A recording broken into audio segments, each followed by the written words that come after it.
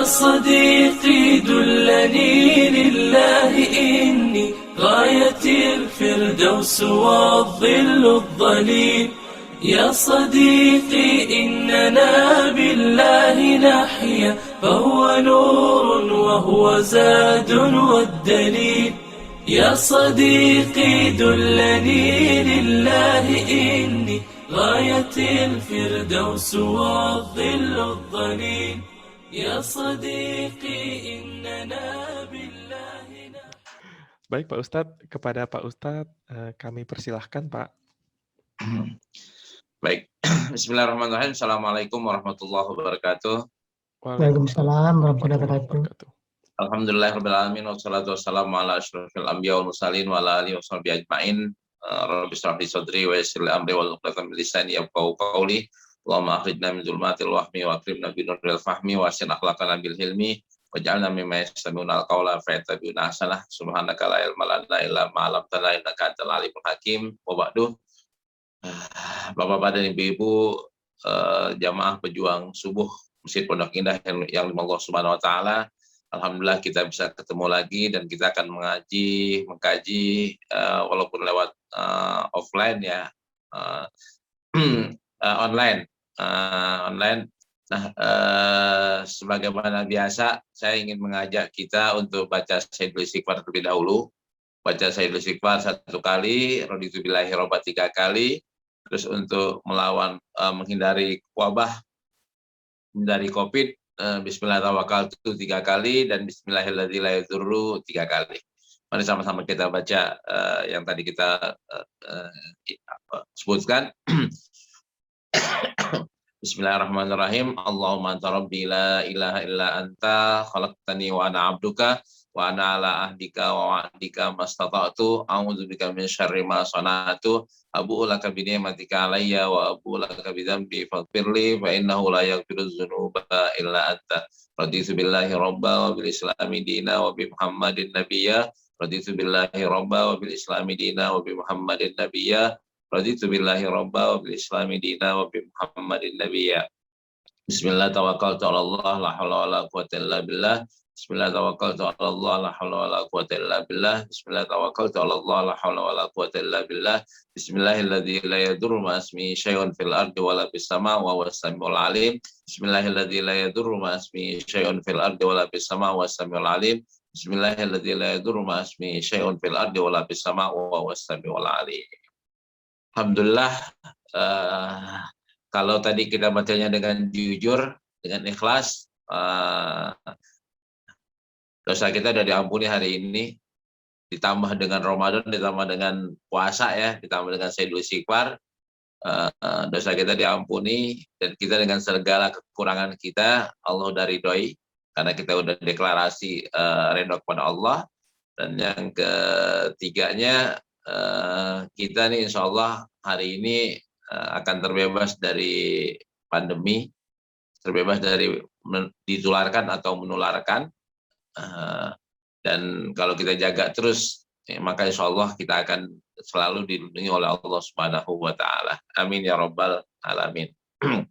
Baik, kita juga bersimpati kepada orang-orang yang kena COVID. Karena itu kita awalilah, kita baca Fatihah dulu, kita doain dulu buat semua yang lagi sakit, baik COVID maupun yang lainnya, Allah sembuhin. Yang kurang sehat Allah segerin, yang udah sehat Allah jagain. Bitirkan niyah Al-Fatihah. A'udzubillahi minasyaitonir rajim. Bismillahirrahmanirrahim. Bismillahirrahmanirrahim. Maliki yaumiddin. Iyyaka na'budu wa iyyaka nasta'in. Ihdinas siratal mustaqim. Siratal ladzina an'amta 'alaihim ghairil amin. Baik, yang mau buka kitab silahkan. Kitabnya kitab biasa, kitab Riyadhus Shalihin. Kitab Riyadhus Shalihin. Babnya bab yang keempat ya, bab jujur. Bab jujur. Dan kita akan kaji pada hari ini tentang kejujuran berdasarkan kitab ini. Kitab ini. Nah, saya bacain sanadnya. Bismillahirrahmanirrahim. Bil isnadil muttasili ila Abi Zakaria ya Ibnu Syaraf An-Nawawi rahimahullah wa nafa'ana bi ulumihi fid dharaini amin. Qala babus sidqi, bab tentang jujur. Bab tentang jujur ini Setelah sabar, Imam Nawawi masuk ke jujur. Habis niatnya ikhlasin, yang kedua taubat. Taubat dia sabar karena habis taubat itu banyak sekali cobaan, banyak sekali ujian. Dia harus sabar. Nah, sabar ini akan sempurna, taubat dan sabarnya akan sempurna kalau diiringi dengan kejujuran. Itu karena itu Imam Nawawi menaruhnya pada bab yang keempat adalah bab mengenai jujur. Nah, mana ayat-ayat tentang kejujuran dalam Al-Quran? Di antaranya adalah qala Allah Ta'ala, ya ayyuhalladzina amanu taqullaha wa kunu ma'as-shadiqin. Ayat ini sengaja Imam Nawawi ambil dulu ya, di ayat At-Taubah ayat 119. Imam Nawawi kepengen ngajak begini, pada wahai orang-orang yang beriman, ittaqullaha, bertakwalah kalian kepada Allah Subhanahu wa taala. Dan lewat bab urutan babnya, ini kita udah sampai nih. Kita akan menuju takwa kepada Allah Subhanahu wa taala, dan untuk suksesnya jangan gabung ke MU, jangan gabung ke Chelsea, jangan gabung ke grup mana gitu. Tapi gabunglah ke pejuang subuh. Wa kunu ma'as-shadiqin. Kalau Qur'annya kan bilang wa kunu ma'as-shadiqin, kalau bahasa kita jangan masuk ke klub apa gitu. Jangan masuk ke WA grup apa yang isinya bukan orang-orang jujur. Isinya bukan mengajak kita kepada kebaikan. Itu intinya. Kalau kepengen kita bertakwa, takwa kita sukses, gabung bersama orang-orang yang jujur. Kalau bahasa Tombo Ati, berkawan dengan orang-orang yang soleh. Tombo Ati pesannya seperti itu. Nah, terus buat orang yang jujur enaknya apaan? Dapat apaan atau dikasih apaan? Maka di surat Al-Ahzab ayat 35 Allah Subhanahu wa taala berfirman, innal muslimina wal muslimati wal mu'minina wal mu'minati wal qanitina wal qanitati was shadiqina was shadiqati. Nah, ini orang-orang mukmin, baik muslim, baik laki-laki maupun perempuan, orang mukmin baik laki-laki maupun perempuan, orang yang tunduk baik laki-laki maupun perempuan, dan orang yang jujur baik laki-laki maupun perempuan. Masih disambung lagi ya dengan yang macam-macam. Ujungnya apaan? A'addallahu lahum maghfiratan wa ajran 'azima. Allah siapin buat mereka yang cakep-cakep tadi, apaan? Maghfirah, ampunan, wa ajran 'azima, dan pahala yang besar, yaitu surganya Allah Subhanahu wa taala. Buat orang yang jujur, dia akan disiapkan oleh Allah Subhanahu wa taala ampunan dan surga. Ini kata Quran ya. Quran. Terus kalau kita jujur emang jadi lebih baik. Jawabannya adalah di surat Muhammad ayat 21, walau shadaqullaha lakana khairal lahum. Kalaulah dia jujur, maka itulah yang akan terbaik buat mereka. Bapak dan Ibu sekalian, sebelum masuk ke kajian, kita kan sering ogah jujur karena merugikan kita. Maka kita ambil jalan yang lainnya, yaitu kita bohong. Karena kita menganggap kebohongan kita akan menguntungkan kita. Kan begitu ya. Entah ngebohongin bini, entah ngebohongin kantor, ngebohongin teman. Karena kita menganggap bahwa bohong itu adalah solusi, bohong itu adalah akan menguntungkan kita. Ternyata kata Rasulullah enggak gitu. Kata Quran enggak gitu. Kalaulah mereka jujur, maka niscaya mereka akan baik buat mereka. Jujurnya kan kalau kita nih dari bahasa hati ke hati. Kalau anti jujur sih Anda maklumin kok. Kalau anti jujur Anda maklumin. Kata bini gitu juga, Pak. Kalau bapak jujur mah saya maklumin. Kata suami gitu juga. Kalau mama jujur mah papa maklumin. Kenapa? Duit hilang gitu. Duit hilang. bukan duit hilang. Duit dibelanjain, tahu-tahu belanjanya ketipu gitu. belanjanya hal yang nggak penting, hanya nafsu aja, tahu-tahu ketipu, mamanya 5 juta atau 50 juta gitu.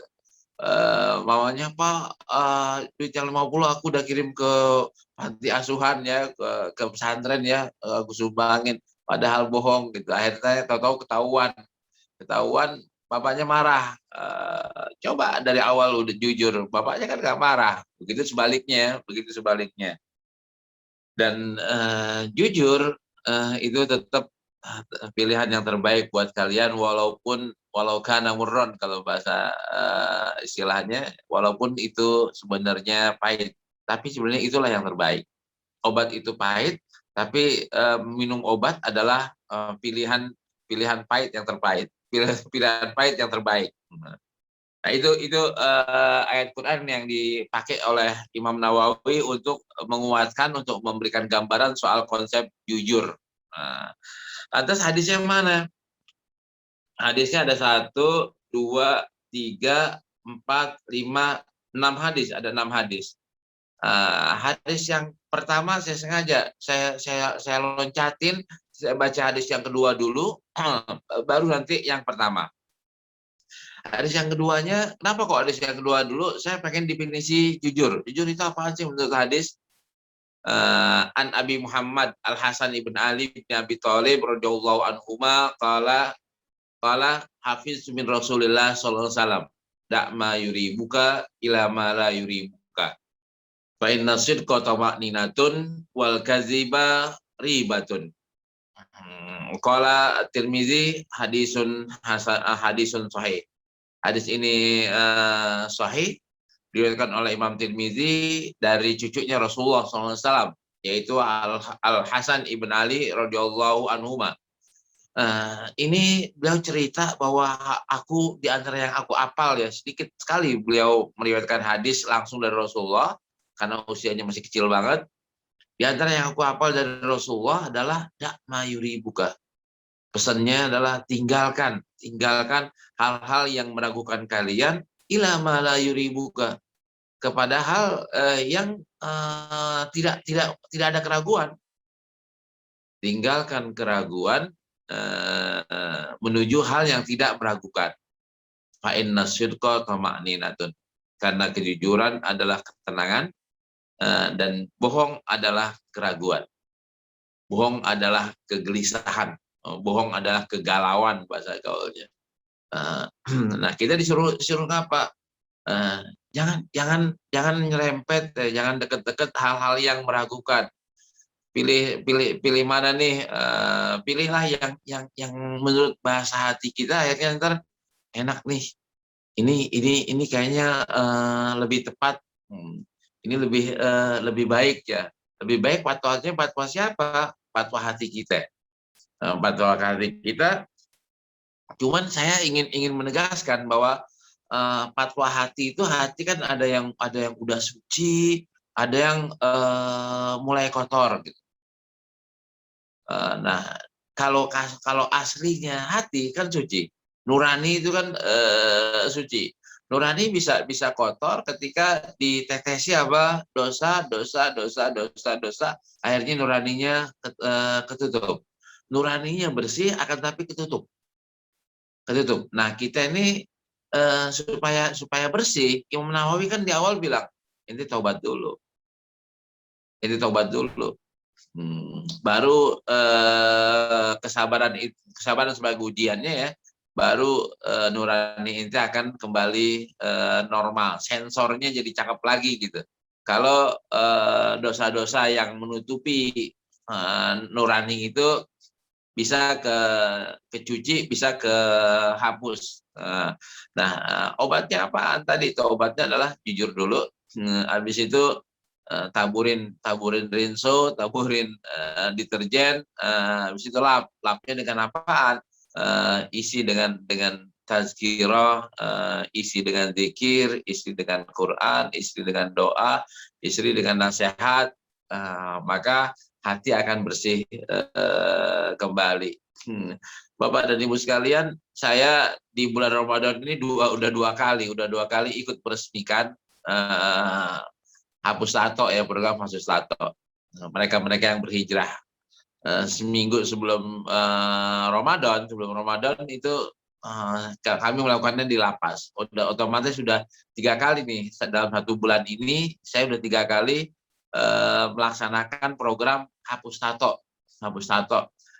Nah, yang ikut ternyata yang daftar ini udah 500 orang. Angka kemarin 450, akan tapi karena mungkin kemarin TV One meliput, kemungkinannya lebih daripada 500 ya, 500 orang yang mendaftar. Dan mereka kan semuanya semua orang-orang yang hijrah, tatoan, kepengen lebih baik, tatonya pengen dihapus. Subhanallah, ketika mau menghapus tato itu kan macam-macam godaannya, macam-macam cobaannya. Udah disuruh ke inian, sakit lagi sakit lagi ternyata, walaupun pakai bius lokal ya, sakit, tapi mereka diuji. Nggak apa-apa Ustadz, saya pengen berubah gitu. Ustadz doain saya Ustadz, saya pengen lebih baik.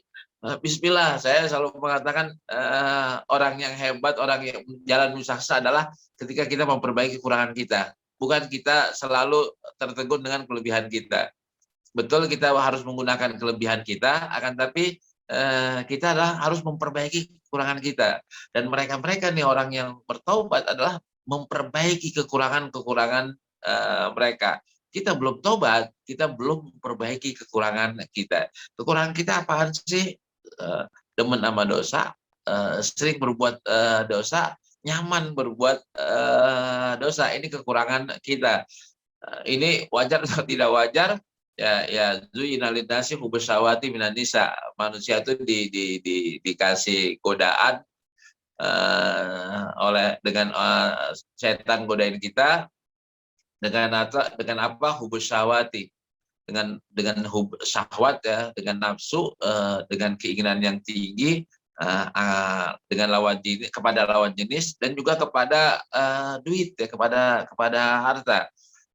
Dan ini kekurangan kita adalah masa bodoh dengan cara Islam memperbolehkan kita punya harta, Islam boleh memperbolehkan kita memiliki lawan jenis ya, tapi dengan cara yang benar, dengan cara akad nikah kalau itu.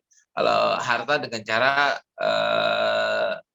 bekerja, dengan cara nanti kalau udah dapat tolong gunting, tolong buang, tolong sucikan, yaitu dengan sedekah dan zakat.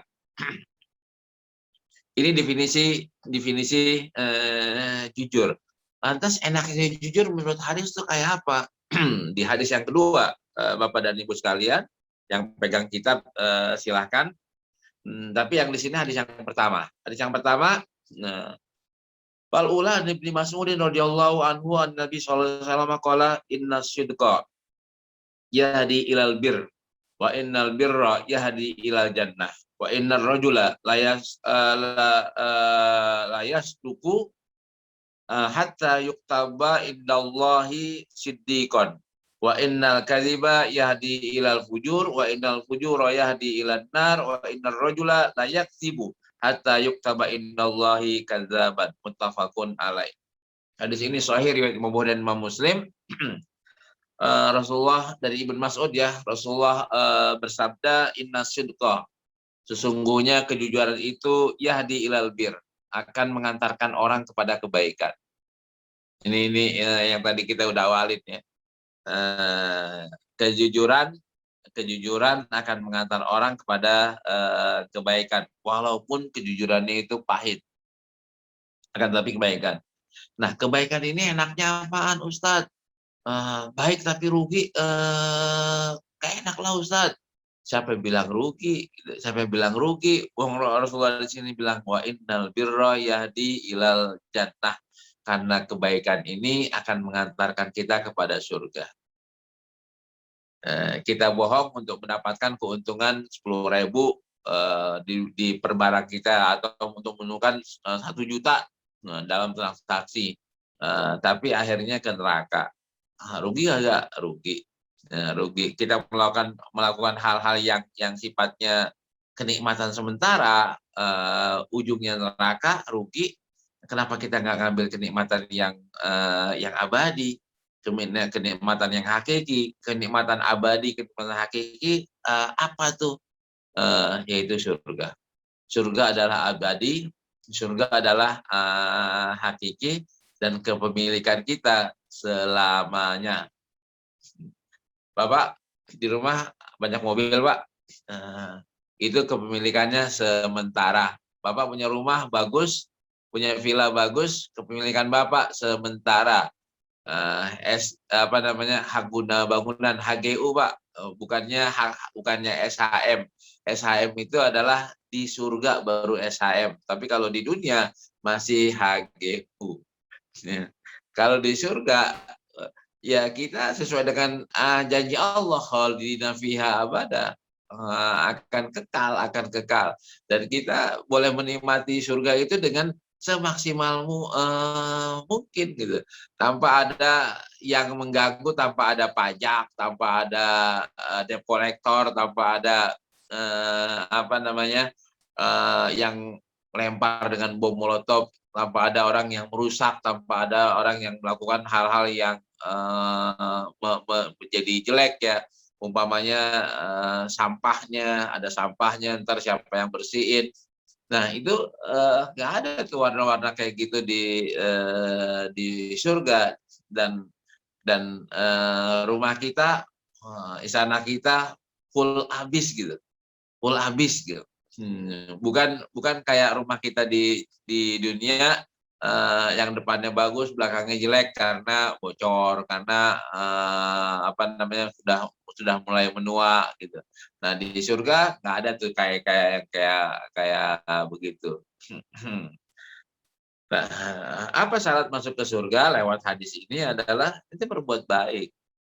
Karena kebaikan itu akan mengantarkan ke surga. Nah, berbuat baik ini dasarnya apaan? Sumbernya apaan? Sumbernya adalah kejujuran. Baik, sebaliknya, wa innal kadziba yahdi ilal fujur. Sungguhnya kejahatan itu, kebohongan itu akan mengantarkan orang kepada keburukan. Kebohongan akan mengantarkan keburukan. Nah, keburukan ini yahdi ilan nar, akan mengantarkan orang ke neraka. Nah, kita semuanya udah tahu lah, karena kita semuanya pernah melakukannya. Di sini nggak ada yang ikut pengajian ini, termasuk saya yang belum pernah bohong, nggak ada. Karena kita pasti udah pernah bohong, ada yang cukup sering, ada yang sering banget, ada yang lumayan Ustaz, kadang-kadang kan gitu kan. Oke. Udah. Kan kita sama-sama tahu bahwa kebohongan akan mengantarkan orang kepada kebohongan yang baru. Kebohongan agar sempurna, maka akan menciptakan kebohongan yang baru.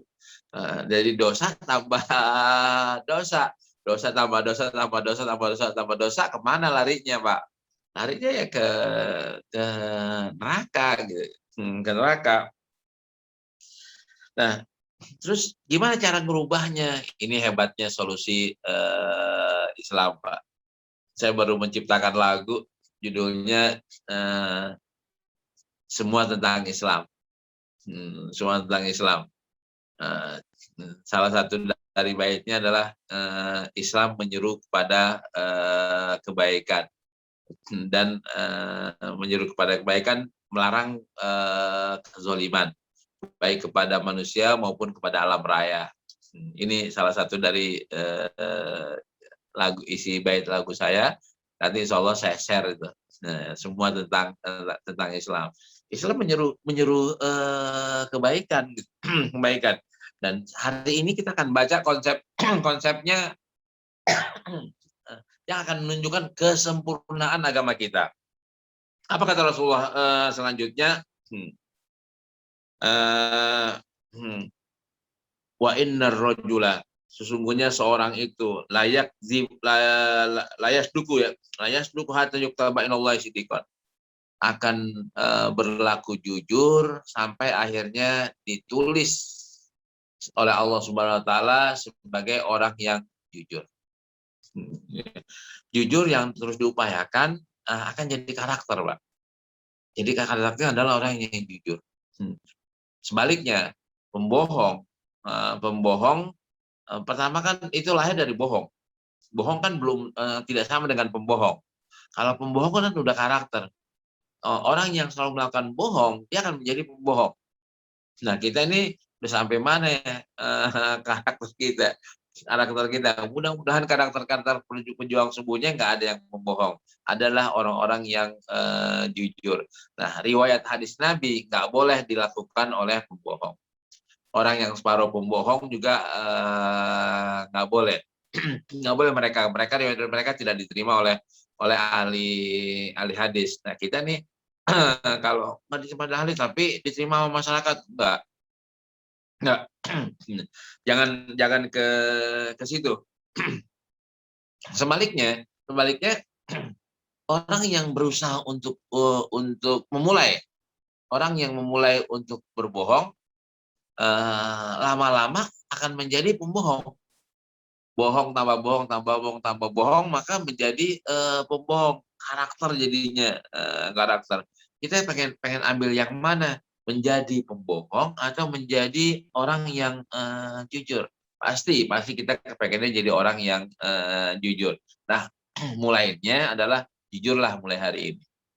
Jangan bohong mulai hari ini. Ditanya sama siapa, dari mana, Ustadz bisa berantem kalau misalnya bohong gitu. Ya tadi kan yang mana? Ada, nanti kita akan baca ya hal-hal apa yang boleh, yang membolehkan kita bohong. Sedikit banget hal-hal yang membolehkan kita bohong. Yang pertama ya adalah merayu istri. Ini boleh bohong. Merayu suami ini boleh bohong. Contoh simpelnya, abang ganteng banget gitu. Ini kata istri kepada suaminya, abang ganteng banget. Nah, atau mama cantik sekali, cantik sekali. Walaupun itu bohong ya, karena abangnya udah gak lagi ganteng, atau istrinya udah nggak lagi cantik, atau masih banyak orang yang lebih ganteng dan lebih cantik. Tapi ini boleh, ini boleh. Kalau sama pacar gimana? Nggak boleh. Tapi sama suami, sama istri boleh. Nah, yang kedua adalah untuk islah bainan nas, untuk mendamaikan dua kelompok yang bertikai. Dua orang boleh, dua orang yang bertikai boleh, dua kelompok boleh. Contohnya kayak gimana? Kita ngomong nih, si A dengan si B lagi berantem nih, lagi ini kita tahu nih, karena kita temennya si A sama si B nih. Kita bilang nih ke si A, B kirim salam, minta maaf atas kejadian kemarin. Padahal si B-nya nggak pernah ngomong kayak begitu. Ke B-nya dikirim, B, salam dari A, dia minta maaf tuh, yang kemarin dia nggak bisa nahan emosi.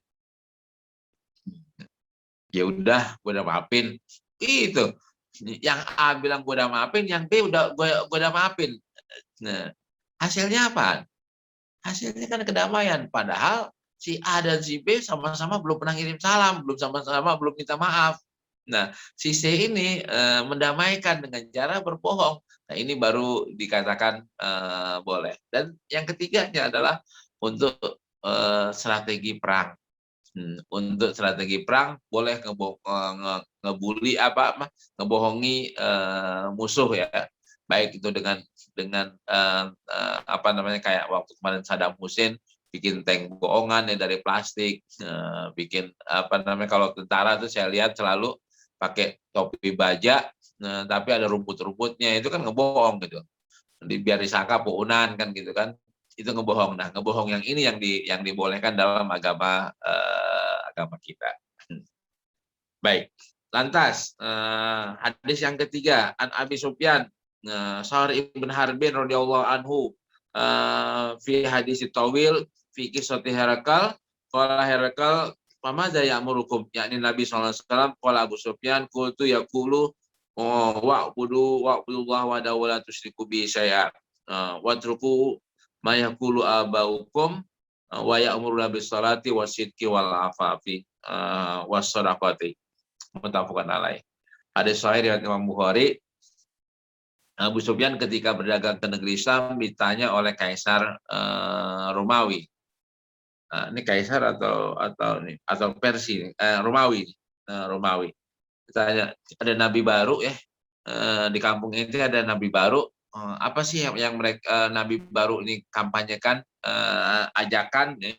Kata Abu Sufyan, ini sebelum beliau masuk Islam pastinya. Nabi baru ini memerintahkan kita semuanya untuk menyembah Allah wahdahu la syarikalah. Nggak boleh ada sekutunya, nggak boleh pakai berhala, nggak boleh pakai bilang punya anak, punya bapak, punya ibu, punya teman dan sebagainya. Akan tapi wahdahu la syarikalah. Terus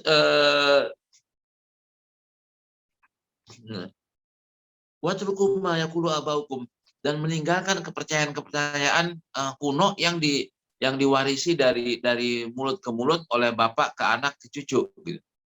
Ini kepercayaan yang tidak berdasar. Ini disuruh kita meninggalkan kebiasaan-kebiasaan, percaya pada mitos, percaya pada tahayul, percaya kepada hal-hal yang tidak ada kaitannya dengan agama. Ada orang membuang anaknya gara-gara lahirnya hari sama-sama hari Senin Pon. Bapaknya hari Senin Pon, anaknya hari Senin Pon, maka katanya ini akan bahaya, anaknya akan celaka, maka itu anaknya dibuang. Buangnya kemana? Kepada kencingnya, nggak boleh. Nah, ini hal-hal yang nggak boleh dipercayai. Kalau reshuffle kabinet hari Rebo gimana? Baik. Terus apa yang diperintahkan oleh Rasulullah? Wa ya'muruna bis salat, memerintahkan kami untuk salat, untuk sidq, untuk jujur, untuk sederhana, dan untuk menyambung tali silaturahim. Dan walhasil jujur adalah kampanye pertama Rasulullah, dan Rasulullah itu memulai modal utama dari kampanye beliau, modal utama dari kenabian beliau adalah kejujuran beliau, sampai akhirnya digelari sebagai Al-Amin, orang yang sangat bisa dipercaya. Nah, ini jadi ajaran Islam berlaku sampai kapan nih ajaran Islam ini? Sampai sekarang. Sampai hari ini Islam pun mengajarkan umatnya untuk berlaku jujur, untuk menebar kebaikan. Berarti nggak boleh bikin berita bohong dong, nggak boleh sama sekali, nggak boleh. Tadi itu kecuali yang tiga hal yang tadi saya ungkap. Kalau untuk kepentingan politik lewat kebohongan, nggak boleh lah. Kepentingan pilkada atau pileg pakai ngebohong, nggak boleh. Nggak boleh. Islam jujur, tapi kan mereka bohong menang ya. Bapak-bapak dan ibu sekalian, kemenangan itu ada yang hakiki, ada yang semu. Islam mengantarkan kita kepada kemenangan hakiki. Kemenangan hakiki, sesuai dengan hadis yang tadi kita baca, adalah kita diperkenankan untuk masuk surga. Itulah kemenangan hakiki. Kepemilikan ibu dan bapak akan harta benda yang sekarang ini ada adalah kepemilikan semu, pemilikan sementara, dan bakal ibu tinggalkan dalam waktu yang sangat drastis ya, setelah kematian. Nah, kapan kematian kita semuanya nggak tahu. Kapan kematian bisa datang seminggu lagi, boleh datang 1 tahun lagi, boleh lebih daripada itu. Habis kematian itu datang, maka harta yang kita kumpulin capek-capek, harta yang kita usahakan capeknya tidak lagi berguna, sedikit sekali berguna. Harta kita menjadi amalan soleh yang sudah kita lakukan sebelumnya. Harta kita ketika mati adalah amalan kita yang dulu, bukan warisan yang kita tinggalkan. Nah, kalau warisannya dipergunakan untuk kebaikan, gimana Mbak? Warisan itu boleh jadi akan menghasilkan pahala dan boleh jadi akan menghasilkan dosa. Ada yang dosanya nyambung kepada pemilik, ada yang dosanya nggak nyambung kepada pemilik. Dosa yang nyambung kepada pemilik adalah kalau pemiliknya tidak pernah mengajarkan, tidak pernah mendidik, bahkan mensiasati agar itu terjadi. Ini dosa yang bersambungan. Kalau dosanya yang berhenti tidak bersambungan ketika bapaknya sudah melaksanakan kewajibannya sebagai seorang bapak kepada anak-anaknya. Artinya sudah menyekolahkan, sudah memberikan pendidikan yang layak kepada anak-anaknya sehingga anak-anaknya semuanya sudah mengerti mana yang halal, mana yang haram. Kalau mereka masih mengerjakan yang haram, itu tanggung jawabnya masing-masing. Nah, kita juga bisa harta yang kita tinggalin ini bisa tetap nyambung ya, nyambung ke kita. Asal apaan? Asal digunakan oleh anaknya untuk hal-hal yang baik. Nah, kira-kira harta kita yang kita bawa itu akan mengantarkan kita kemana? Kepada yang sisi negatifnya atau sisi positifnya? Jawabnya adalah bagaimana kondisi anak-anak kita hari ini, Pak. Bagaimana kondisi keagamaan, bukan kondisi keuangannya, bukan kondisi kepintarannya, bukan kondisi keagamaannya. Keagamaannya. Dia care nggak dengan agama? Kalau care dengan agama, dia pasti akan mikirkan orang tuanya yang sudah almarhum. Tapi kalau enggak, siap-siap untuk tidak pernah dikirimi Fatihah pun tidak pernah dikirimi. Nah, ini aja. Karena itu salah satu solusi yang ingin saya sampaikan di sini adalah solusinya Bapak dan Ibu sekalian, jangan wariskan semua harta kepada anaknya. Apalagi yang hartanya banyak ya. Jangan wariskan semua harta dan kekayaannya kepada anaknya atau kepada ahli waris semua. Tapi wariskanlah buat bapak dan ibu terlebih dahulu sebagai pemilik aslinya. Caranya kayak gimana? Amalkan wa anfiqu mimma razaqnakum min qabli ayyati ahadakumul maut fa yaqula rabbi laula akhartani ila ajalin qaribin fa asaddaqa wa akum minas shalihin. Nafkahkanlah, berikanlah harta itu kepada masjid, kepada anak yatim, kepada pesantren, kepada pusat kajian yang manfaatnya apaan? Yang nanti akan jadi amal jariah buat kita. Berapa persen, Ustadz? 2,5% cukup? Kagak. 5% cukup? Kagak. Enggak. Saya bagi yang hartanya banyak ya, miliaran gitu, saya ninggalin 10 miliar Ustadz, maka bagi 3 aja. Bagi 3 aja. Yang sepertiganya kita ambil, Pak. Bapak ambil, sedekahkan, yang 2/3-nya bagi ke anak ke ahli waris, sepertiganya buat Bapak, buat Ibu. Ini saya sadar betul, saya ngajinya ini sekarang di Pondok Indah. Saya sadar betul dan banyak sekali orang-orang yang gagal menjalankan ini dan akhirnya rugi sendiri. Ruginya sudah digambarkan oleh Allah Subhanahu Wa Taala di ayat yang tadi saya bacakan. Wala yu'akhirallahu nafsan idza jaa ajaluha. Kan sebelumnya kan baca wa anfiqu mimma razaqnakum min qabli wa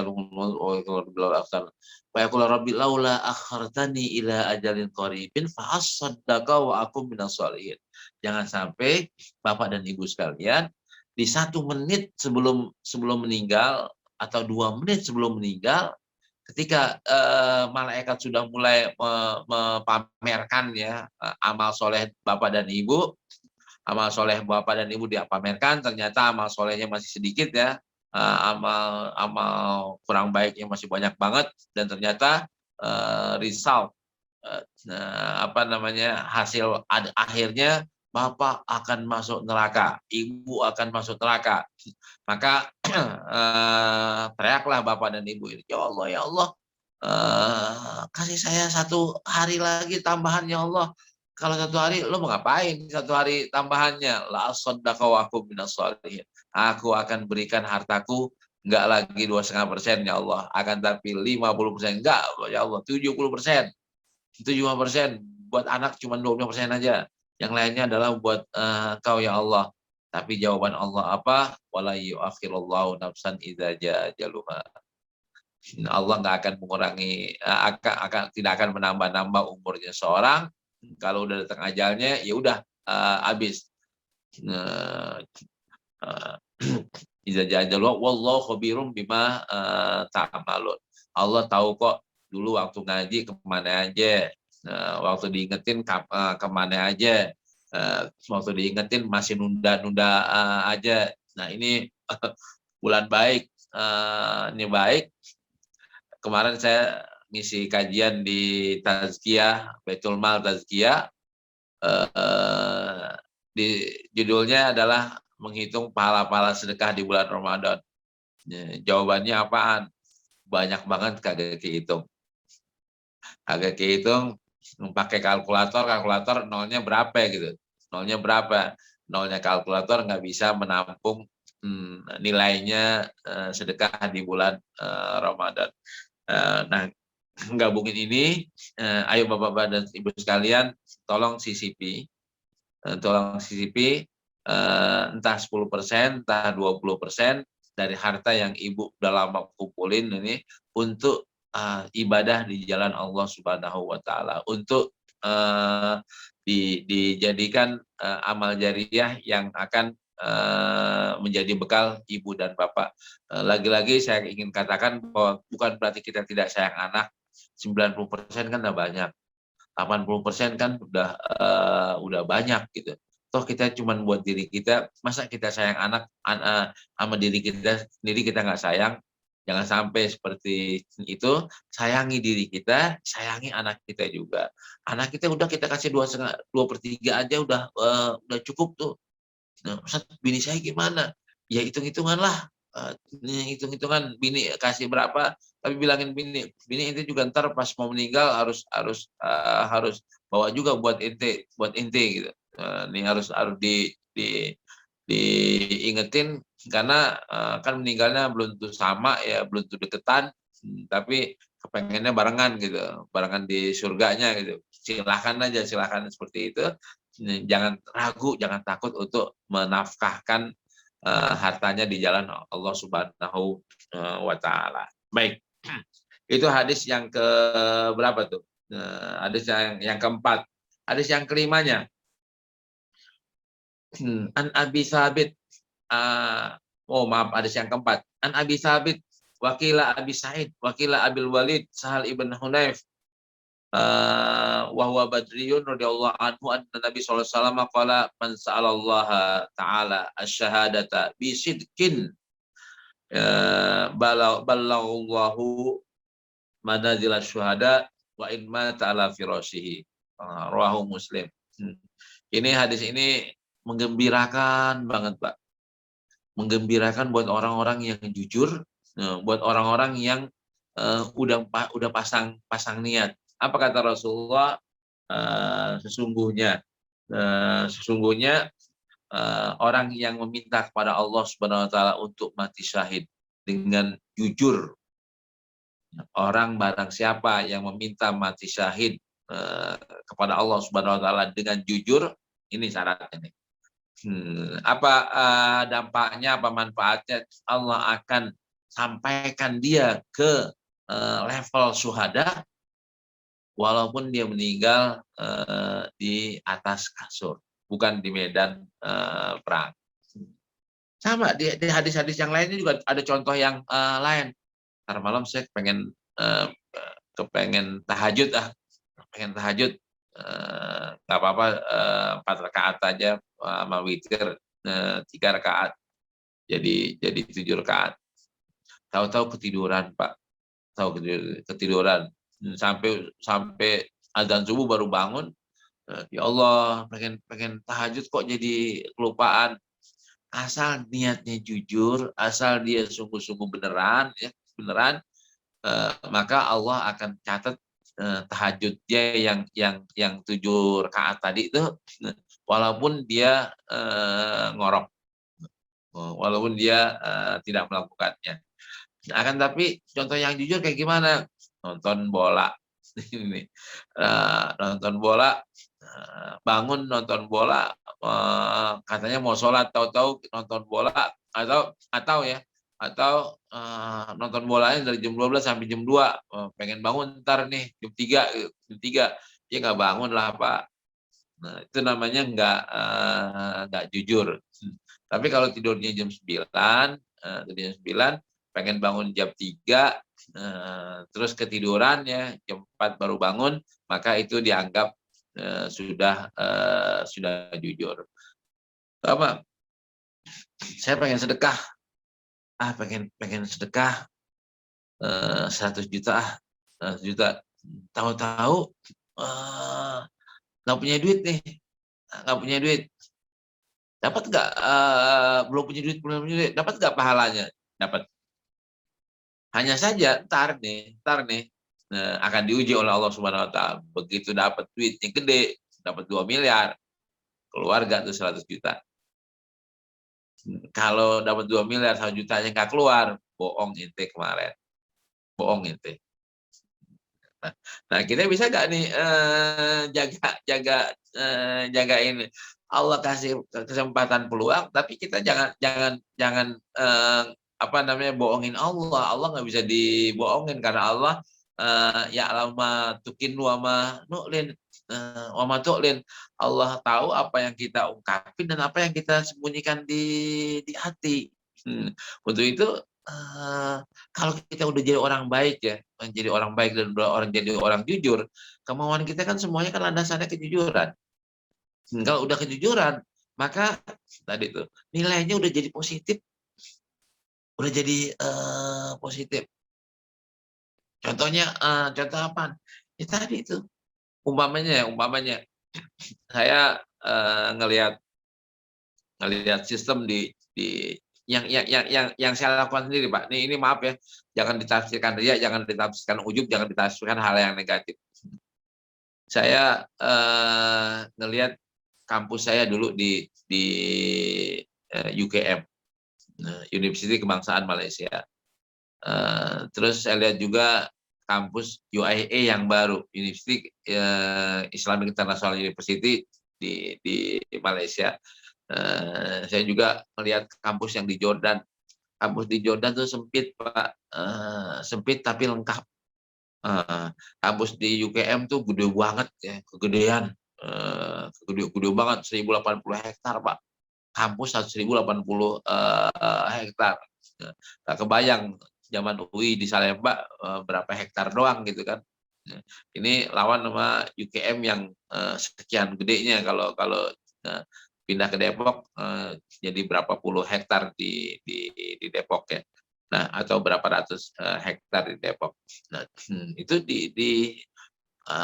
ketika ngelihat pengen kayak begini, pengen banget punya pesantren kayak begini. Nah, bahkan saya anjurkan kepada para pemilik pesantren, kepada orang yang mau bikin pesantren, ente bikin pesantren jangan asal-asalan, jangan numpak-numpuk doang, akan tapi cobalah didesain sehingga pesantren itu enak, nyaman gitu. Ini banyak banget pesantren itu yang ventilasinya nggak ada, Pak. Ventilasinya kurang, bangunannya dempet, orangnya numpuk, sumpek dan sebagainya. Ini warna kesederhanaan, ini bukan kesederhanaan, ini ketidakterancangan gitu. Cobalah dirancang. Akhirnya kan saya bikin pesantren.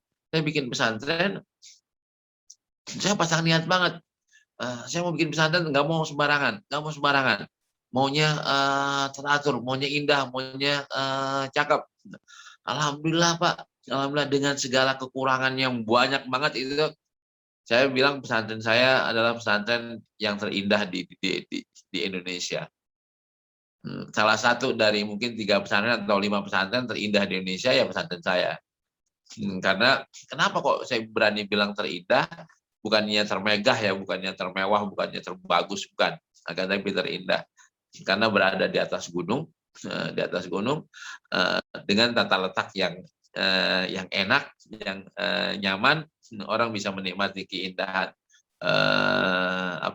keindahan alam dengan nyaman. Bahkan ketika kemarin Dik Doang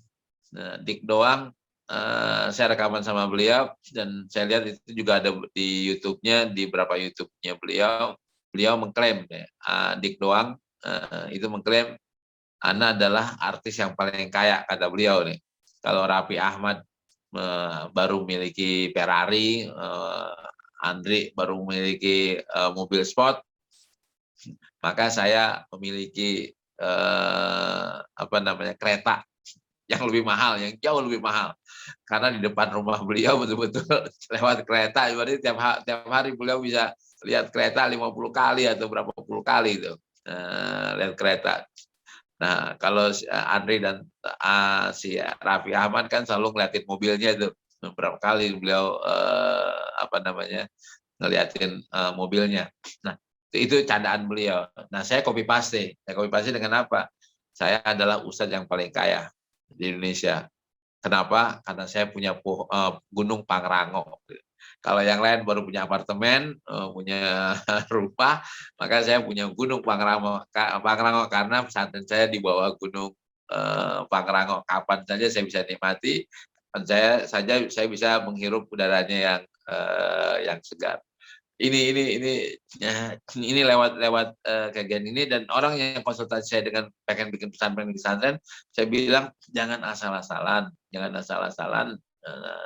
Nah, ini mudah-mudahan ini sekedar contoh, Pak, sekedar contoh, bukan untuk ta'ajub, bukan untuk riya.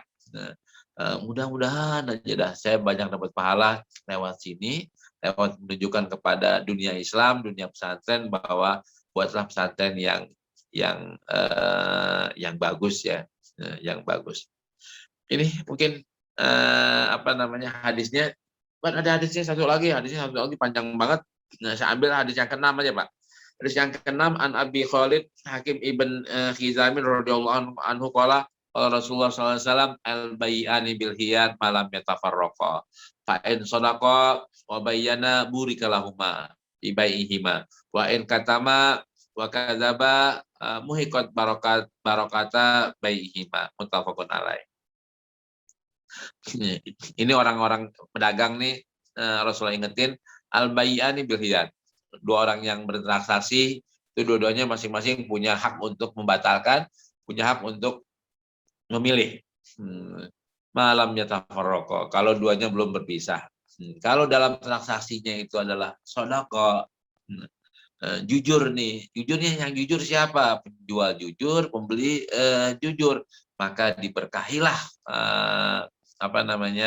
perdagangan ini. Sebaliknya, kalau ada yang menipu, baik penjual ataupun pembeli, atau dua-duanya menipu, maka hilanglah keberkahan dari transaksi itu. Nah, ini hadisnya. Kejujuran itu kita bawa, ayo kita bawa ke rumah kita, ayo kita bawa ke masjid kita, ayo kita bawa ke kantor kita, ayo kita bawa ke pasar kita, ayo kita bawa ke terminal kita bawa juga ke pemilu kita, ke jabatan kita tadi di kantor ya.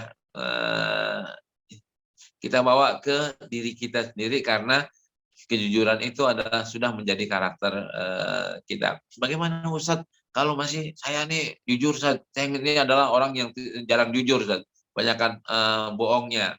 Kita udah bilang tadi ya, mulailah dengan hijrah, mulailah jadi orang jujur. Kalau hari ini kita mulai antum mulai jujur terus, hilangkan tadi itu bohong itu dihapus, jujur, maka insya Allah dalam 30 hari, ini ilmu teori ilmu pengetahuan untuk pembinaan mental, pembinaan karakter.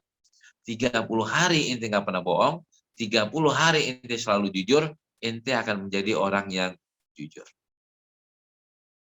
Tapi kalau 30 hari, setiap hari ente selalu bohong, maka karakter ente di hari ke-31 adalah menjadi pembohong. Pilih mana? Pilih jujur akan mengantarkan Anda ke surga, dusta akan mengantarkan Anda ke neraka. Pastilah kita yang muslim menginginkan kita dimasukkan Allah ke surga, pasti kita milihnya adalah kejujuran. Mudah-mudahan semuanya kita akan menjadi orang-orang yang jujur karena Allah Subhanahu wa taala. Ini mungkin Pak Hendra ya. Hendra, apa yang bisa sampaikan pada kesempatan ini. Kita sambung dengan kajian tanya jawab dengan interaktif tanya jawab. Silakan Pak Hendra. Baik, terima kasih Pak Ustadz.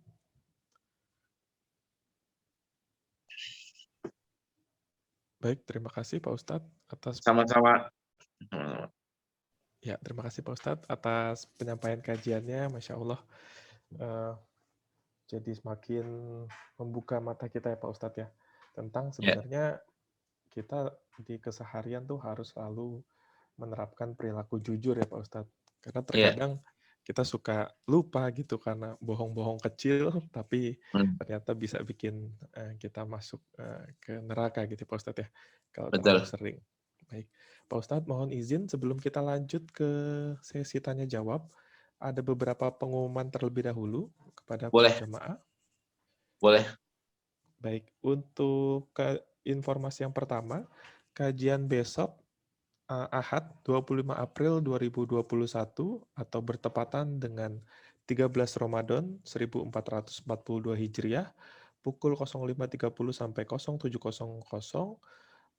Insya Allah ada kajian dari Ustadz kita, Ustadz Afdoli Ali Rohman, MA, Tadabbur Quran Surat Ali Imran ayat 68 sampai 71. Kemudian seperti biasa, hari Minggu kita akan lanjutkan dengan silaturahmi online ke Kolombia. Nanti insya Allah kita akan berjumpa secara virtual dengan saudara-saudari Muslim kita yang ada di sana untuk mengetahui seperti apa kondisi di sana, kemudian juga beberapa sharing dari mereka-mereka mungkin nanti terkait dengan berpuasa atau Ramadan di Kolombia. Jadi silahkan Bapak Ibu sekalian bisa ikut lagi besok. Kemudian untuk hari Senin 26 April 2021 atau bertepatan dengan 14 Ramadan 1442 Hijriah, waktunya sama 05.30 sampai 07.00. Insya Allah akan ada Ustadz kita, Ustadz Dr. Adi Warman Karim dengan tema ekonomi syariah, berkah pintu rezeki Allah. Baik, kemudian insya Allah selama bulan Ramadan, tausiyah ba'da subuh akan dilaksanakan selama 1 bulan penuh dengan penyesuaian waktu mulai sebagai berikut 05.30 sampai 07.00. Kemudian ada juga kajian tadabbur Al-Quran, ada 2 kali, hari Kamis dan hari Ahad, pukul 05.30 sampai 07.00. Kemudian ada juga gerakan membaca Quran secara tartil, hari Jumat pukul 7.00 sampai 08.30. Kemudian ada juga kajian keluarga sakinah, hari Jumat pukul 16.00 sampai 17.30. Insya Allah untuk gerakan membaca Quran secara tartil akan dibimbing oleh Ustadz Dr. Andes Uci Armisi. Kemudian untuk kajian keluarga sakinah akan dibimbing oleh Ustazah Ulfatmi Amirsyah MAG.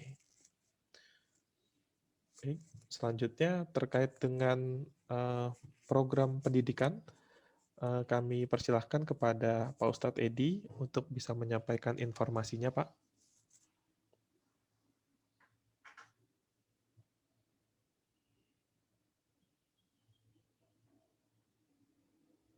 Langsung aja Pak Hendra. Iya, Pak. Langsung dibaca ya. Oh, baik, Pak. Kemudian selanjutnya ada program pendidikan, yaitu Classical Training Online, kajian bedah Iqra Batch 5, langkah mudah tahsin tilawah Al-Quran, bersama Ustadz Kiai Haji Dr. Andes Uci Armisi, insya Allah diselenggarakan pada hari Ahad 25 April 2021, hari Rabu 28 April 2021, hari Ahad lagi tanggal 2 Mei 2021, ada juga di hari Ahadnya 9 Mei 2021. Waktunya sama 13.30 sampai 15.30. Nah, untuk Bapak Ibu sekalian yang ingin mendaftar bisa langsung mengetik Iqra, kirim ke WhatsApp 08111 730 114, atau bisa juga menghubungi koordinator divisi pendidikan kami, yaitu Pak Ustadz Haji Edi Cahyono, SEMM. Baik, kemudian pengumuman selanjutnya, alhamdulillah pada hari Selasa, tanggal 20 April 2021, kita telah menyalurkan bantuan kepada korban bencana alam di Pulau Lembata, NTT, sebesar tahap 1, 5 juta rupiah, melalui guru kita, Bapak Ustadz Taum Pauli, karena beliau adalah berasal dari Pulau Lembata. Kemudian kepada para jamaah yang telah berpartisipasi, kami ucapkan terima kasih. Jazakumullah khairan kasiron. Program ini akan kami lanjutkan untuk daerah-daerah bencana lainnya yang tertimpa musibah. Baik, Bapak Ibu sekalian, yang ingin berpartisipasi baik donasi sembako maupun donasi dakwah, bisa menghubungi Bendahara Pejuang Subuh, Bapak Irwan Prima Aditya di nomor handphone 0811 828 246, atau bisa juga mentransfer langsung ke rekening Pejuang Subuh Pondok Indah di Bank Syariah Indonesia, nomor rekeningnya 451, kode banknya, untuk nomor rekeningnya 7220201001, atas nama Yayasan Pejuang Subuh Pondok Indah. Baik, demikian Bapak Ibu sekalian, pengumuman untuk pagi hari ini. Kita lanjut ke sesi tanya jawab. Mungkin kita lihat di kolom chat masih belum. Ada yang raise hand, Pak Edi Cahyono. Ya, silahkan Pak Edi, kami persilahkan.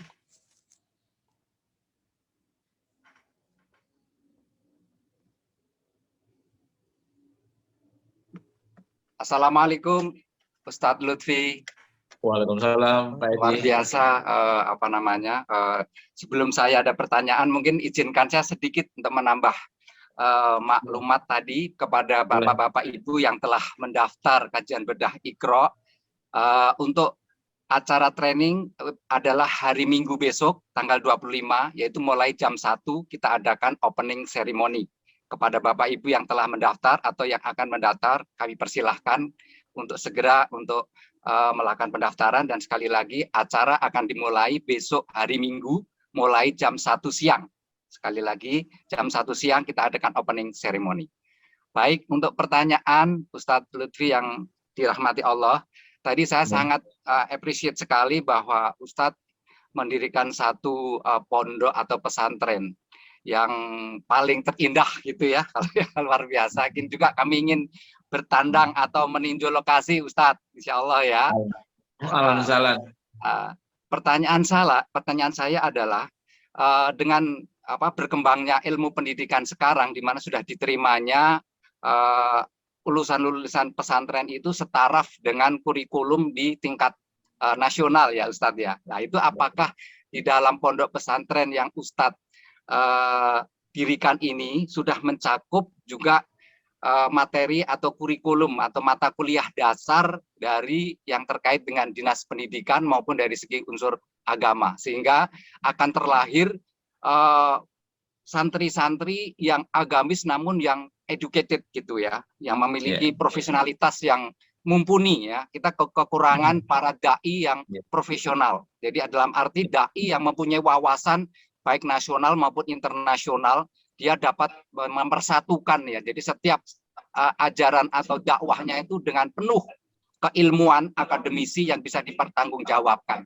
Nah, mohon mungkin penjelasannya Ustaz. Terima kasih. Assalamualaikum warahmatullahi wabarakatuh. Waalaikumsalam warahmatullahi wabarakatuh. Boleh saya langsung jawab? Silahkan Pak Ustaz.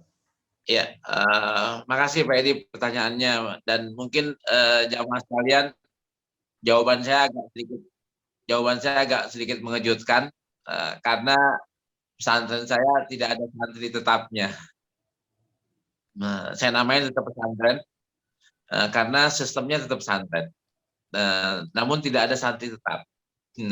Yang ada adalah santri titipan. Santri titipan ada yang sebulan, ada yang sehari, 2 hari, seminggu, 1 bulan, paling lama pernah 4 bulan. 4 bulan. 4 bulan hafal Quran. Seminggu hafal 1 juz gitu. Nah, 1 juz. Nah, jadi saya santri orang atau siswa orang masuk ke tempat saya seperti tempat pelatihan, tapi sistemnya pesantren, bukan sistem sistem hotel atau sistem pusat pelatihan, enggak. Sistemnya sistem pesantren, aturannya aturan pesantren. Ini yang belum lama ini 1 bulannya dari sekolah Kutab. Sekolah Kutab di Depok, sekolah yang banyak sekali digandrungi oleh orang-orang muda yang pengen perubahan.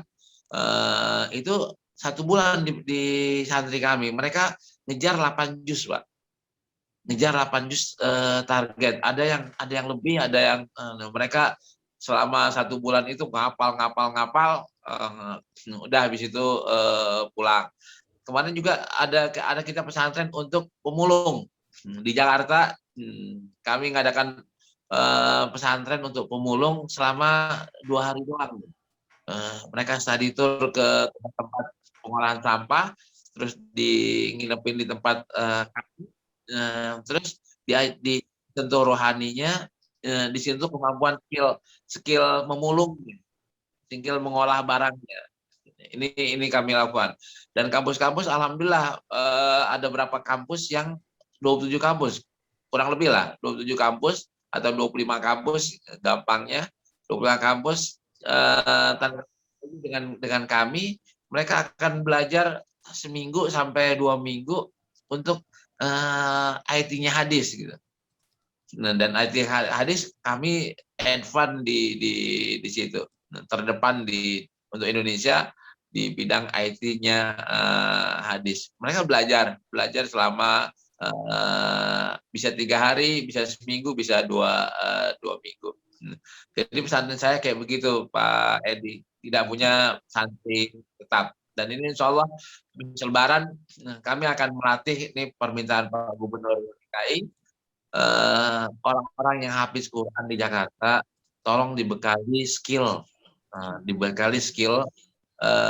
yang mampu untuk mereka berdiri di kakinya sendiri gitu. Mampu untuk bersaing, mampu untuk hidup, mampu untuk ini dengan keilmuan hafiznya itu. Saya bilang Bismillah Pak Gubernur, Bismillah habis Ramadan mudah-mudahan kita rancang 1 bulan aja Pak, 1 bulan aja mereka akan. Dan sekarang nih juga yang lainnya lagi, nih kebetulan saya ketua Basnas ya. Nah, panti-panti asuhan tuh kepengen banget anak-anaknya disentuh dengan rohani yang lebih. Dan enaknya lagi nih, saya tutup nih pertanyaan ini, enaknya pesantren saya Pak, bisa ngelihat Ka'bah bohongan, bisa ngelihat Ka'bah bohongan, bisa ngelihat Masjidil Haram bohongan, terowongan Mina, kebunnya kebun tin, kebun kurma, dan satu lagi dibangun kebun anggur. Lagi mulai baru bulan puasa ini kami lagi menanam kebun anggur, cukup banyak nanti hasilnya, berapa trap gitu isinya semuanya anggur, sambil makan anggur sambil melihat Masjid Haram, replika Masjid Haram. Insya Allah kata Pak Dasril, jamaah PI katanya mau ngaji di sana. Amin. Ya, kapan ahlan wa sahlan. Ya. Terima kasih Ustadz Saifullah, semoga sukses. Amin ya rabbal alamin. Baik, terima kasih Pak Ustadz. Pak Ustadz mungkin banyak yang penasaran juga Pak Ustadz, kalau untuk lokasinya di sebelah mana Pak Ustadz? Lokasinya sebelum Lido Pak, namanya desanya Desa Cinegara. Cinegara apa namanya? Desa Cinegara, Caringin, Bogor. Oh, di Nah, Caringin keluar Bogor tol ya, Pak? baru Pak, tol Bocimi, keluar Caringin. Dari situ hanya ya, berapa 12 km dari keluar tol. Oh, baik, baik. Jalanannya bagus, berada di bawah Gunung Pangrango. Baik, terima kasih informasinya Pak Ustadz. Mungkin Dan nanti bisa tempatnya di-share. indah Pak. Semua orang yang ke Penasaran nih, Pak. sana mengatakan ini pesantren yang indah, karena itu kami mengklaim sebagai pesantren yang terindah. Baik, Pak Ustadz mungkin nanti mohon Kalau di izin Pak. Google pesantren PKH Bogor, PKH Pusat Ya, Kajian Hadis. PKH Pesantren Bogor ya PKH Pak ya. Bogor. Baik, baik.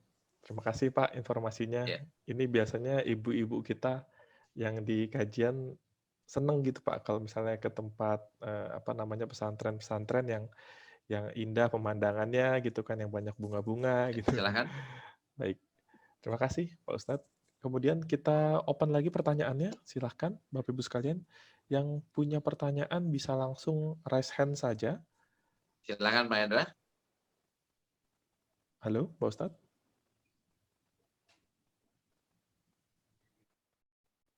Halo Pak Ustadz. Halo Pak.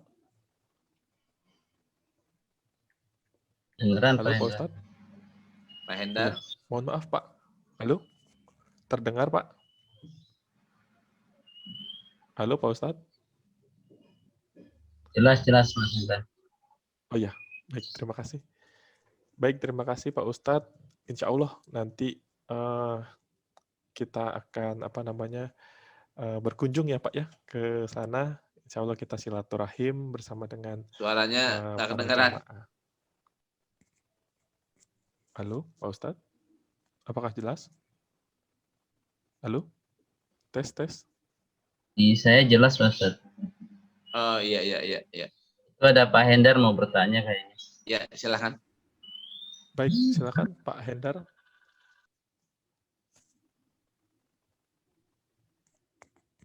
Ya, terima kasih. Suara saya jelas? Jelas, Pak Ya, Hendar. Jelas Bapak? Ya, Assalamualaikum warahmatullahi wabarakatuh.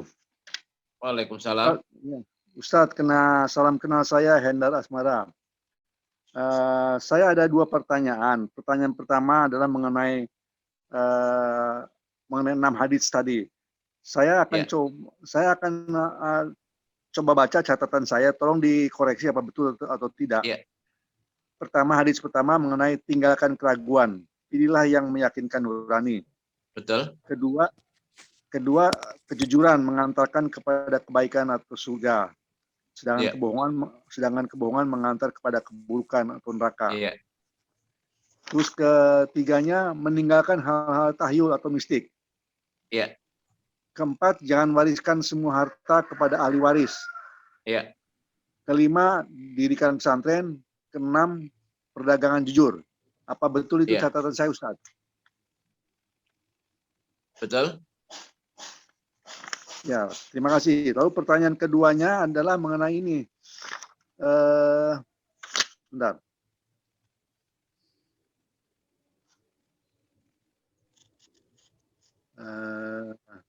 Sebentar. Tadi catatan saya. Oh, mengenai pesantren Ustadz itu. Tadi dikatakan namanya apa? PKH Bogor. PKH, Pusat Kajian Hadis. Oh, Pusat Kajian Hadis, PKH Bogor. Itu kampung apa? Kampung Cipunegara. Cinegara, Caringin, Bogor. Oh, Cinegara. Kalau kita jalan tol, keluarnya pintu tol apa ya? Caringin. Tol Bocimi, belok keluar tol, keluar pintu tolnya Caringin. Oh ya, baik. Ya, terima kasih banyak Ustaz. Assalamualaikum warahmatullahi wabarakatuh. Sama-sama. Waalaikumsalam warahmatullahi wabarakatuh. Terima kasih Pak Hendar atas pertanyaannya. Kemudian silakan Bapak Ibu sekalian. Kita masih punya waktu kurang lebih 7 menit lagi. Silakan yang ingin ada pertanyaan bisa langsung raise hand saja dan open mic-nya.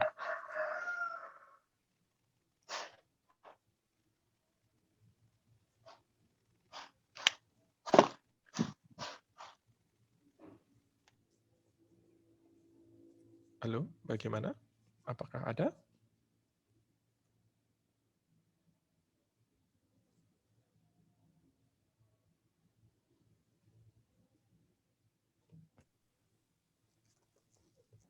Ustaz, saya tanya Pak Ustaz. Ya, silakan Pak Jono. Ya. Tentunya Pak Ustaz mau tanya. Assalamualaikum Pak Ustaz. Iya, iya. Waalaikumsalam warahmatullahi wabarakatuh. Itu kiat-kiat untuk latihan menjadi jujur itu gimana Pak Ustaz? Kira-kira untuk latihannya itu gitu, latihannya, step-stepnya itu. Tadi seperti yang dikatakan oleh hadis yang keberapa nih? Hadis yang tadi saya bacanya hadis yang kedua. Kalau di Riyadhus Shalihin hadis yang pertama. Nah, caranya kayak gimana adalah mulai hari ini jujur. Tinggalkan bohong sama sekali. Jujurlah selama 30 hari. Nah, maka karakter kita berubahlah dari tadiannya pembohong dalam tanda petik ya. dari pembohong menjadi orang yang jujur. Kita udah bilang resikonya untuk sementara sepertinya ada yang merugikan kita. Sepertinya ada yang kurang baik, sepertinya dalam tanda petik ya, sepertinya. Tapi yang hakikatnya itulah yang terbaik buat kita. Istilah orang Pak, katakan yang benar walaupun itu pahit. Benar itu kan kejujuran. Walaupun itu pahit. Nah, lewat waktu, setelah 30 hari kita udah punya karakter, kita udah nggak doyan lagi yang namanya kebohongan, kecuali kita dijejelin sama konsep-konsep kebohongan mulu ya. Dengan kampanye kebohongan mulu baru akan goyah lagi tuh, karakter kita akan goyah lagi. Tapi akan menjadi karakter setelah kita lulus 30 hari. Nah, madrasah Ramadan ini akan sangat membantu kita untuk menjadi orang yang jujur, karena kita berusaha banget di bulan Ramadan ini tidak tidak berbohong. Ustaz, ada ke istri gimana? Kan tadi ke istri boleh bohong, Pak. Boleh bohong dalam rangka memuji, bukan dalam rangka menipu ya. Mama, aku nggak punya duit nih, punya duit. Itu namanya menipu itu. Nah, tapi kalau misalnya mama cantik ya, mama baik, nah ini pujian, nah ini bohong-bohong dikit boleh ya. Kalau untuk merayu seorang istri atau merayu seorang suami. Tapi kalau merayu orang lain, yaitu bukannya boleh, itu bohong yang dilarang. Ya. Pak Jono, monggo. Cukup Pak Ustaz. Baik, terima kasih Pak Jono, terima kasih Pak Ustadz. Baik Pak Ustadz, nampaknya sudah semua pertanyaan kita kita jawab ya Pak Ustadz, alhamdulillah. Mungkin sebagai penutup boleh mohon untuk Pak Ustadz membimbing doa penutup pada pagi hari ini Pak Ustadz. Monggo, suaranya nggak kedengeran. Monggo saya lab sebentar terus saya balik lagi. Boleh Pak Ustadz. Baik, para jamaah, kita tunggu terlebih dahulu Pak Ustadz untuk join kembali.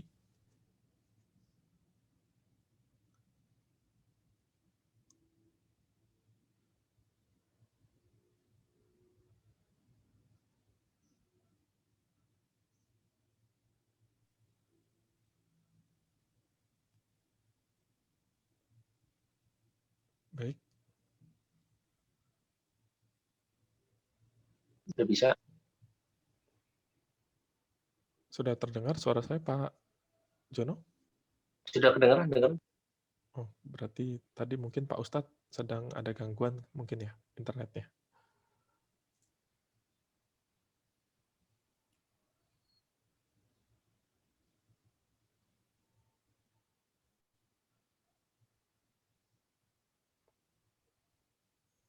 Udah bisa masuk lagi belum? Masih kita cek, Pak Jono. Belum masuk. Jadi kalau nggak ada Pak Jono yang nutup dengan doa. Doa buka puasa, Pak. Doa apa? Buka puasa sama doa tidur. Sudah lagi.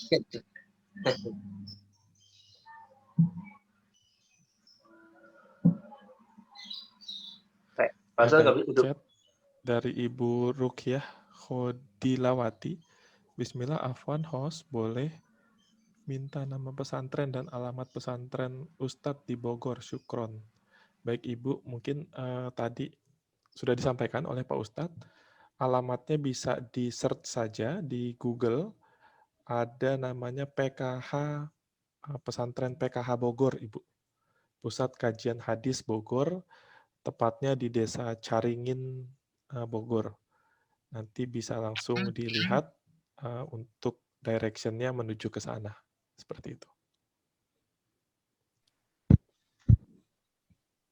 Kiranya Pak Gun sudah masuk lagi ya?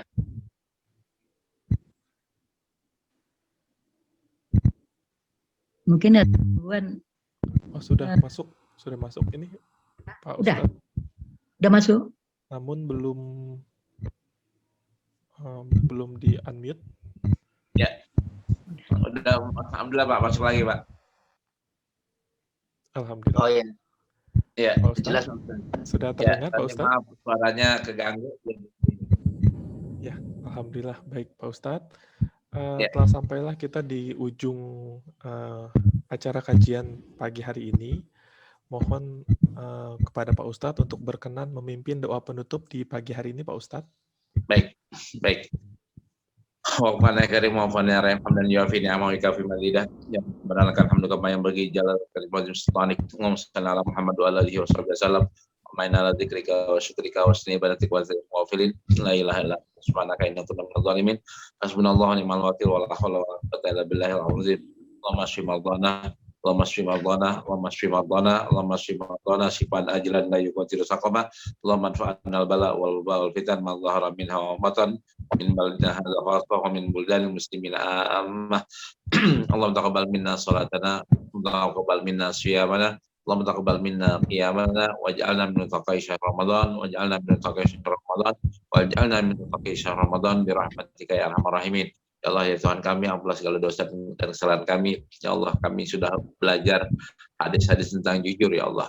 Ya, namun mungkin banyak di antara kami, saya, Bapak dan Ibu, banyak yang belum jujur. Ya Allah, jadikanlah kami orang-orang yang jujur ya Allah. Sehingga Engkau ridha kepada kami, Engkau antarkan kami menuju kebaikan, Engkau antarkan kami menuju surga-Mu ya Allah. Engkau persilahkan kami untuk masuk surga-Mu ya Allah. Ya Allah, jadikanlah kami jujur sebagaimana para sahabat Nabi jujur, sebagaimana Rasulullah jujur ya Allah. Jangan jadikan kami pembohong ya Allah. Ya Allah, mulailah kalau kami ada yang masih pembohong, mulailah hari ini ya Allah. Tanamkanlah dalam diri kami untuk berlaku jujur, berbicara jujur dan bersikap jujur ya Allah. Nah kalau kulli syai'in qadir wa bil ijabati jadir. Ya Allah, jadikanlah kami orang-orang yang menghindari dengan kebohongan, orang-orang yang tidak senang dengan berbohong, dan orang-orang yang tidak mau berbohong lagi ya Allah. Innaka ala kulli syai'in qadir. Rabbana atina fid dunya hasanah wa fil akhirati hasanah wa qina adzabannar. Wassallallahu ala sayyidina Muhammad wa ala alihi wasallam. Walhamdulillahi rabbil alamin. Baik. Assalamualaikum warahmatullahi wabarakatuh. Waalaikumsalam warahmatullahi wabarakatuh. Baik Pak Ustadz, terima kasih sekali lagi atas penyampaian materi pada pagi hari ini. Insya Allah kita sama-sama belajar untuk mulai jujur ya Pak. Mulai hari ini insya Allah jujur akan menjadi kebiasaan kita dan kita akan insya Allah kita bisa menjadi orang-orang jujur ke depannya. Amin ya rabbal alamin. Kami juga mendoakan semoga Pak Ustadz sekeluarga selalu diberikan kesehatan ya Pak. Kesehatan dan juga keberkahan. Baik, Bapak Ibu sekalian, telah sampailah kita di akhir acara kajian online Pejuang Subuh Masjid Raya Pondok Indah pagi hari ini. Kami selaku panitia mengucapkan terima kasih atas kehadirannya Bapak Ibu sekalian. Kemudian juga kami mengucapkan mohon maaf apabila dalam penyampaian kajian pada pagi hari ini ada hal-hal yang kurang berkenan. Baik, mari kita tutup dengan membaca doa kifaratul majelis. Subhanaka Allahumma wa bihamdika asyhadu alla ilaha illa anta astaghfiruka wa atubu ilaik. Wassalamualaikum warahmatullahi wabarakatuh. Waalaikumsalam. Terima kasih Pak Lutfi.